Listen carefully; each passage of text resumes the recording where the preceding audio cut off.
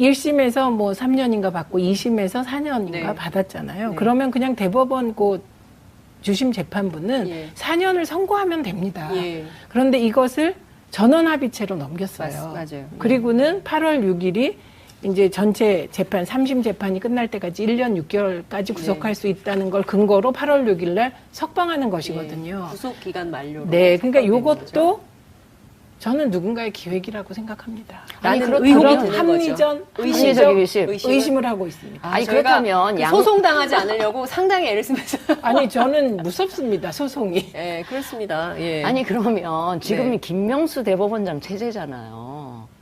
그 양승태 대법원장 체제에서 아까 네. 그 김기춘 실장 관련한 뭐 그런 게 있었다면 그런가 보다 그럴 수 있는데 지금은 김명수 대법원장 체제에서 이 대법원 뭐 전원 합의체로 넘어가고 이런 게 지금 김명수 대법원장 체제에서 진행되는 일인데 근데 왜냐하면요, 제가 이거 또 설명을 대법관. 조금 예. 드리자면 예, 예. 이게 이제 그 지금 시간이 막 여러 가지로 흐르기 때문에 우리가 다시 좀 복귀해서 봐야 되는 것이 이 파문 시작된 게 이제 판사 블랙리스트 때지 않습니까? 이제 이때 이거를 재판 거래 내역이 있냐 없냐라고 논란이 불거졌을 때 이 사법부 대법원에 대한 수사가 필요하냐 아니냐, 임종원 전 차장에 대해서 어떻게 해야 되느냐라는 여러 설왕설래가 있을 때 그때 고위 법관들, 그러니까 법원장들 그리고 부장판사들이 반대했어요. 이거 검찰이 수사하면 안 된다고. 그렇기 때문에 사실상 지금 김명수 대법원장 체제이기는 하나 양승태 대법원 시절에 임명된 분들이 사람들이고요. 다 고위법관에 있는 겁니다. 대법관으로.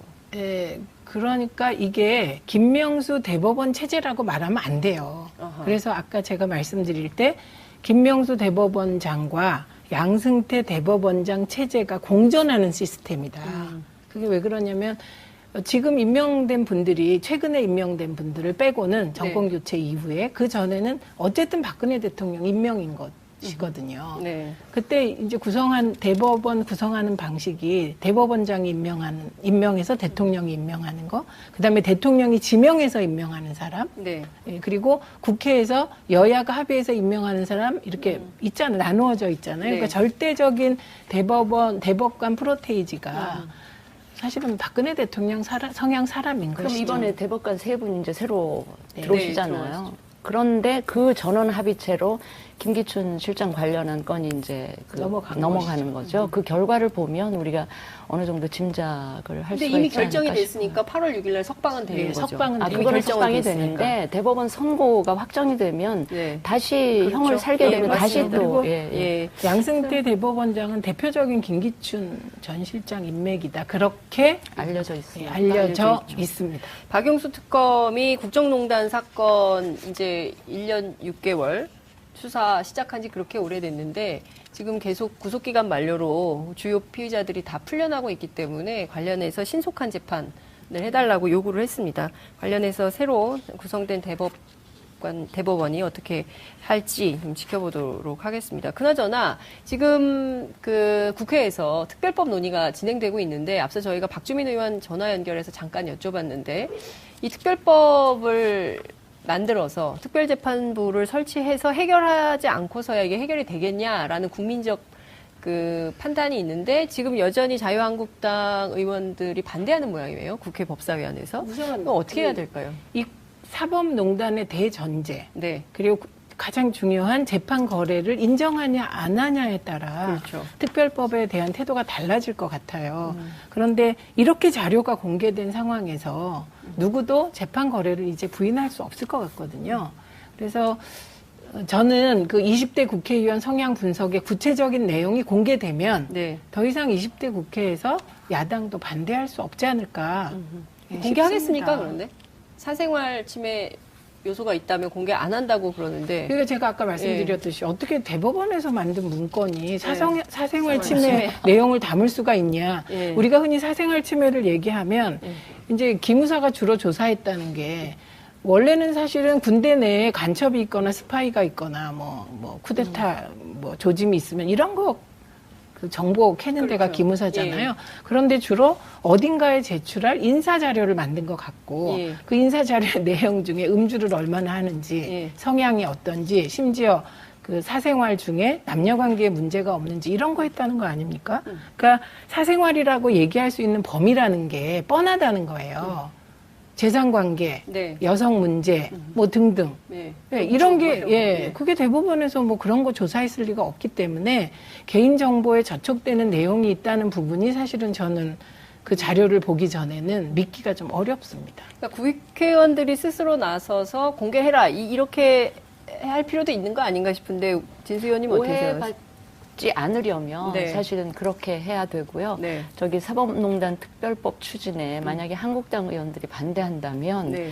그 문건의 내용 중에 상당수가 한국당 의원들이 포함되어 있는 거 아니야라는 의심을 국민들이 할 수도 있기 때문에 저는 한국당이 이 부분에 대해서는 좀 전향적으로 생각을 했으면 좋겠고요. 또 김병준 비대위원장이 또 당의 혁신, 뭐 새로운 가치 이런 거를 지금 천명한 네. 마당에서는 당도 과거와는 다른 입장을 보여주는 게 국민들 신뢰를 회복하는 그러니까 첫 그 시작이 아닐까 싶습니다. 그리고 국민들이 정치가 결국 민심을 반영하는 그렇죠. 거거든요. 근데 누구의 민심을 반영하냐. 이제 이래서 정파가 나뉘는 건데 이 사법농단에 대해서는 저는 어떤 국민들도 분노하지 않는 국민을 못 봤어요. 그러니까 이제 저러실 이유가 없는 것 같고요. 특히 이번에 이게 그 고등학생들이 얘기를 하는데 막 깔깔대며 웃어요. 그래서 왜 그런가 했더니 네. 저 판사 아저씨들이 자기 머리 못 깎는 거래 이러면서 아, 아이들이요. 예. 그런 정도의 사안이 돼버렸어요. 그러니까 예. 사법부는 늘 왜 신뢰도 조사하다 보면 그렇죠. 사법부가 1위고 시민단체가 2위고 예, 예. 국회는 꼴찌고 막 예, 이렇지 맞습니다. 않았습니까? 예, 예, 예. 근데 이제 그런 조사에 사법부는 넣을 수도 없게 된 상황이니까요. 네. 그래서 그리고 어쩜 그렇게 그 구속영장을 그렇게 그렇습니다. 그냥 기각을 기각을 그렇게 용감하게 하실까? 예. 좀 저는 그것도 좀 근데 우선 이 양승태 대법원장 말씀입니다. 이분 지금 뭐 저 출국 금지되어 있는 상황이긴 한데요. 두 분 박병대 전 처장하고 이 증거인멸의 위험이 있으면 어떻게 해야 됩니까? 그래서 구속하는 것이죠. 그렇죠. 예. 근데 아직 뭐 아무런 조처가 없어요. 그리고 그 부분에 대해서 징계도 없고 직위해제도 없고 그러니까 이 국민들은 이슈가 나온 예. 시점부터 지금까지 상당한 굉장히 시간이 오래됐죠. 흘렀단 말이에요. 그리고 아마 대법원은 미리 이거 알고 있었던 거 아닙니까? 그러니까 증거인멸을 할 요령이었으면 이미 다 하고도 근데 남았을 요새는 시간이 흘렀기 때문에 증거인멸을 할 방법이 없습니다. 왜냐하면 디가우징에도 다 그 디가우징 방식 중에 네. 우리가 이제 흔히 영화에서 예. 그 망치를 가지고 예. USB를 때리잖아요. 예. 그리고 그 하드디스크를 때리는데 그것도 복원이 된답니다. 음. 그러니까 증거인멸은 끝이 없다. 또한 증거를 복원하는 방법도 끝없이 개발된다. 이런 것 같아요. 알겠습니다. 저희 하여튼 이 문제는 저희가 이제 계속 지금 공개되지 않은 문건에 대한 공개도 국민들은 요구하고 있기 때문에요. 대법원이 또 밀려서 하지 말고 자발적으로 남은 그러니까 문건들 자정 좀 자율 차원에서 예. 진짜 국민들 최후의 보루인 법원이 좀 창피하지 설사 않습니까, 진짜? 예. 지금 이 상황이 굉장히 아프고 고통스럽더라도 나는 그 미래지향적으로 다 털고 가는 게 맞습니다. 맞다 이렇게 생각을 합니다. 자, 다음은 좀 더운 얘기를 해야 될 것 같아요. 아, 양승태 사법농단 의혹 사태. 어제 문건이 공개가 됐어요. 법원행정처에서 그동안 공개하라고 했는데 안 하다가 밀려서 안 할 수 없어서 이제 공개가 됐는데 196건이 공개가 됐습니다. 기야말 노릇의 문건들이 다 튀어나오고 있습니다. 예, 196건 다 공개됐나요? 그중에 3건은 또 공개가 안 3건은 됐 뺐어요. 세 건은 예. 빼고 배가 6인데요. 그렇죠. 저는 이 김명수 대법원의 문건 공개 방식에 대해서 왜 이렇게 공개를 할까? 어차피 공개할 거. 네. 좀 개혁적인 차원에서 가름말을 탁탁 따서 공개를 하지 왜 이럴까? 네. 그래서 생각을 해보니 김명수 대법원 체제가 네. 과거의 양승태 대법원 체제와 지금 공존하고 혼돈 속에 있는 것 같습니다. 그렇죠. 그래서 어쨌든 모든 부처 수장이 새로 가게 되면 네. 기존 시스템에 적응해야 될 필요성이 한쪽에 있고 동시에 또 개혁을 해야 되거든요. 그렇죠. 근데 이 적응과 개혁이 늘 갈등 관계에 빠지게 되는 거예요. 네. 예, 그러다 보니 처음에 문건을 공개 안 할 듯이 이건 공개 안 하겠다고 하다가 공개 범위를 점점 넓히는 방식 이런 방식을 택하고 있는데 그게 이렇게 현실적으로 생각하면 그럴 수 있겠구나 싶어도 네. 이렇게 양승태 대법원의 문제점이 적나라하게 부끄럽게 드러나는 시점에서는 조금 문제 제기를 받을 수 있을 것 같고요. 그리고 특히 20대 국회의원 성향 분석 문건 네. 있잖아요. 예. 그 문건의 한 귀퉁이에 보면 혹시 그 국회의원이 지금 송사에 휘말려 있지 않나 이런 것까지 다 검토했다는 거잖아요. 야, 네, 그러니까 지금 송사에 휘말려 계시잖아요. 예, 그 상대방이 예. 휘말려 있는 것도 아하. 포함되어 있을 수도 있겠죠. 예를 들면 이춘석 의원 같은 경우는 네. 법사위원이니까 네, 네. 접근하는 방식 중에 하나가 이춘석 의원의 경쟁자 상대방이 네. 지금 뭐 재판을 받고 있으니 예. 그 재판을 고려해라 이런 것까지 들어있는. 그 굉장히 이제 꼼꼼하게 다 모든 것을 들여다보고 관리의 대상으로 삼았다는 건데. 그리고 저는 한 가지 예.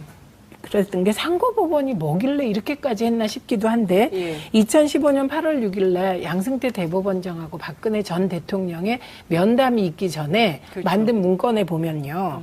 상고법원이 되더라도 요 몇 가지 것들은 청와대가 좀 개입할 수 있는 여지를 두겠다. 그래서 몇 가지를 예. 지목한 게 있어요. 그 첫 번째가 공직선거법 그렇죠, 위반 위반. 재판 전체입니다. 그렇습니다. 두 번째가 국가보안법 위반. 관련 사건. 그다음에 네. 세 번째가 1심 형사 예. 합의부 재판.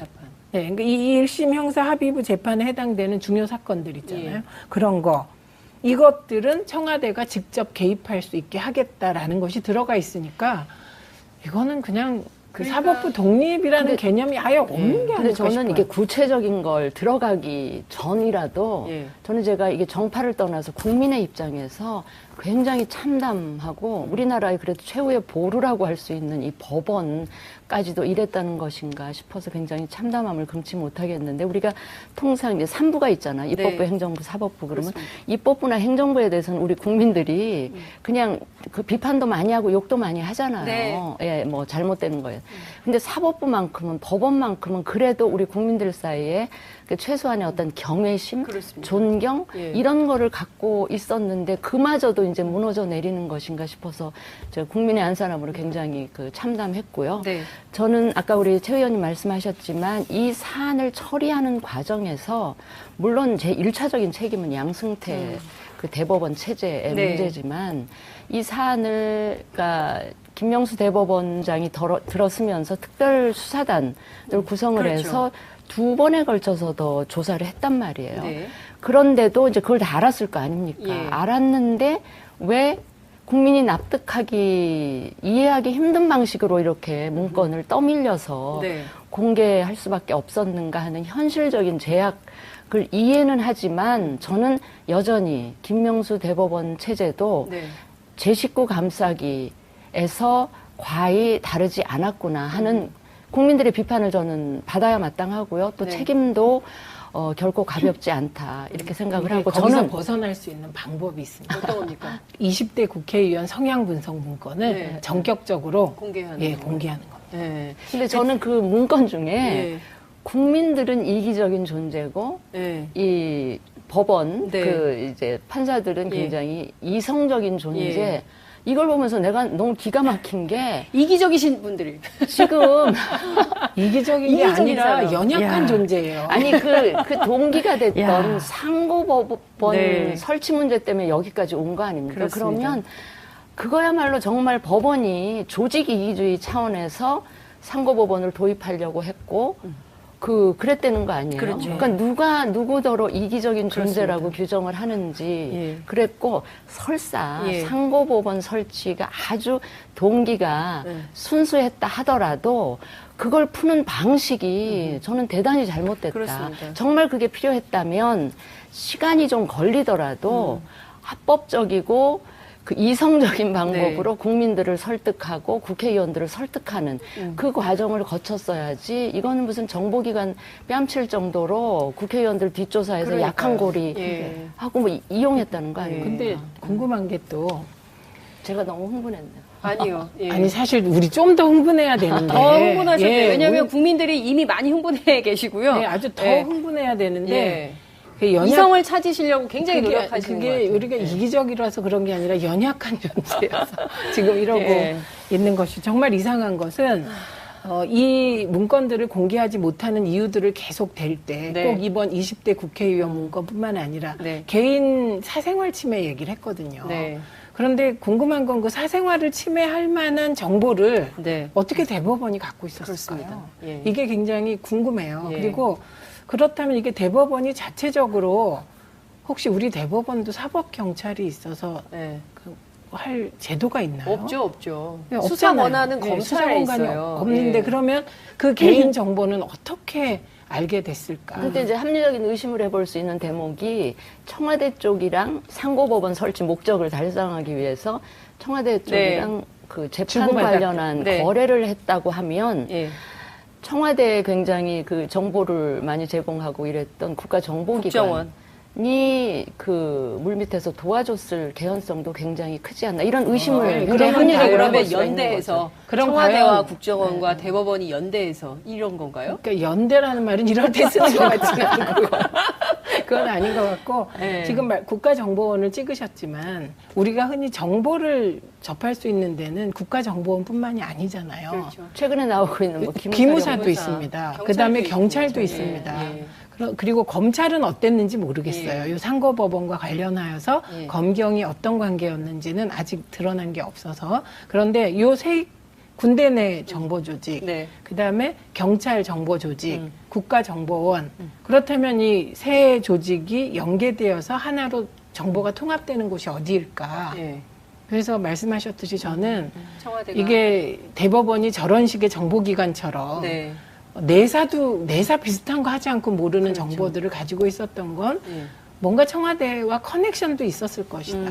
그런 의심을 해봅니다. 1심에서 뭐 3년인가 받고 2심에서 4년인가 네. 받았잖아요. 네. 그러면 그냥 대법원 그 주심 재판부는 예. 4년을 선고하면 됩니다. 예. 그런데 이것을 전원합의체로 넘겼어요. 맞아요. 그리고는 8월 6일이 이제 전체 재판, 3심 재판이 끝날 때까지 1년 6개월까지 구속할 수 있다는 걸 근거로 8월 6일 날 석방하는 것이거든요. 예. 구속 기간 만료로. 네, 그러니까 석방되는 이것도 거죠.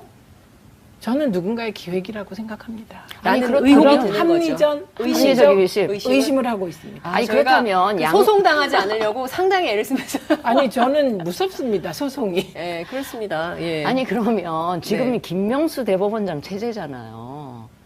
그 양승태 대법원장 체제에서 아까 네. 그 김기춘 실장 관련한 뭐 그런 게 있었다면 그런가 보다 그럴 수 있는데 지금은 김명수 대법원장 체제에서 이 대법원 뭐 전원 합의체로 넘어가고 이런 게 지금 김명수 대법원장 체제에서 진행되는 일인데 근데 왜냐하면요, 제가 이거 또 설명을 대법관. 조금 예. 드리자면 예, 예. 이게 이제 그 지금 시간이 막 여러 가지로 흐르기 때문에 우리가 다시 좀 복귀해서 봐야 되는 것이 이 파문 시작된 게 이제 판사 블랙리스트 때지 않습니까? 이제 이때 이거를 재판 거래 내역이 있냐 없냐라고 논란이 불거졌을 때 이 사법부 대법원에 대한 수사가 필요하냐 아니냐 임종원 전 차장에 대해서 어떻게 해야 되느냐라는 여러 설왕설래가 있을 때 그때 고위 법관들 그러니까 법원장들 그리고 부장판사들이 반대했어요. 이거 검찰이 수사하면 안 된다고. 그렇기 때문에 사실상 지금 김명수 대법원장 체제이기는 하나 양승태 대법원 시절에 임명된 분들이 사람들이고요. 다 고위법관에 있는 겁니다. 대법관으로.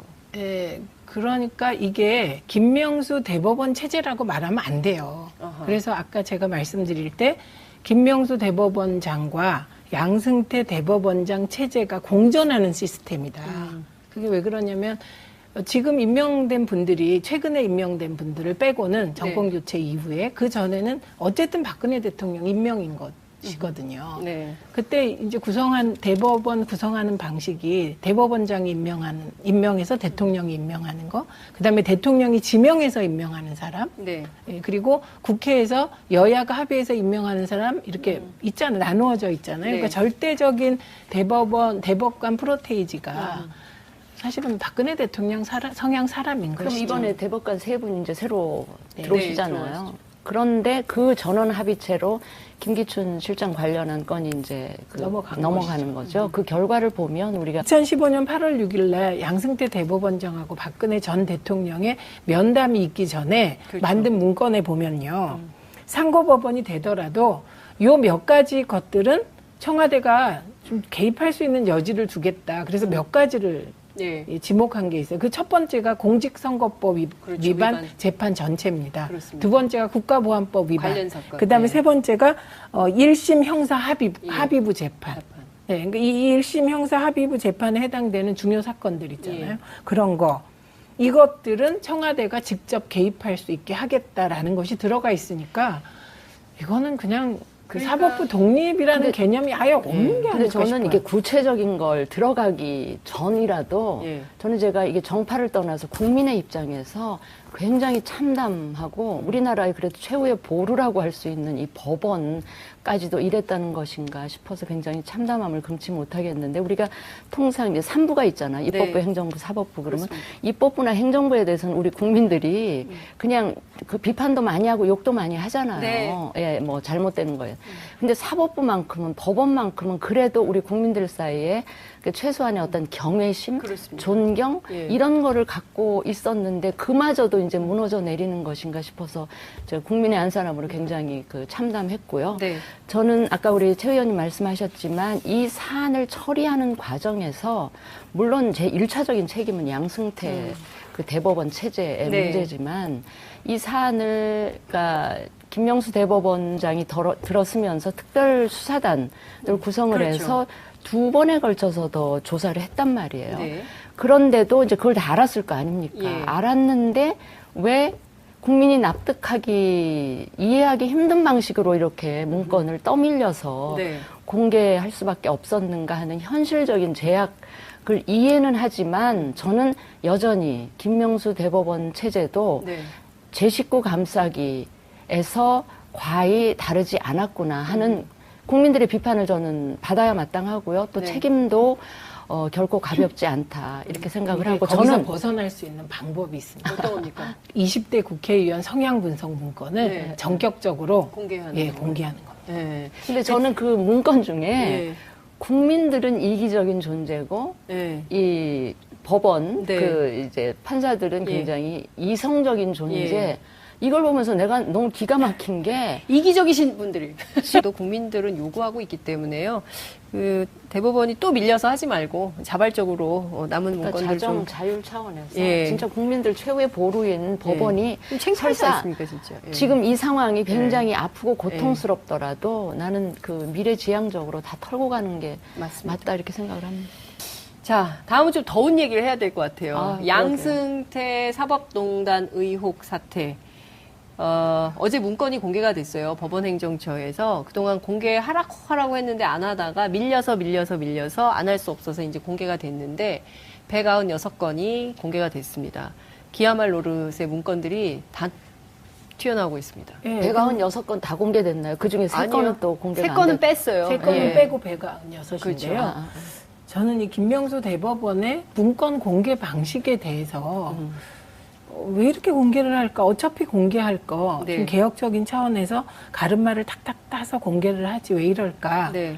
그래서 생각을 해보니 김명수 대법원 체제가 네. 과거의 양승태 대법원 체제와 지금 공존하고 혼돈 속에 있는 것 같습니다. 그렇죠. 그래서 그 어쨌든 모든 그 부처 수장이 새로 가게 되면 네. 기존 시스템에 적응해야 될 필요성이 한쪽에 있고 동시에 또 개혁을 해야 되거든요. 그렇죠. 근데 이 적응과 개혁이 늘 갈등 관계에 빠지게 되는 거예요. 네. 예, 그러다 보니 처음에 문건을 공개 안 할 듯이 이건 공개 안 하겠다고 하다가 공개 범위를 점점 넓히는 방식 이런 방식을 택하고 있는데 그게 이렇게 현실적으로 생각하면 그럴 수 있겠구나 싶어도 네.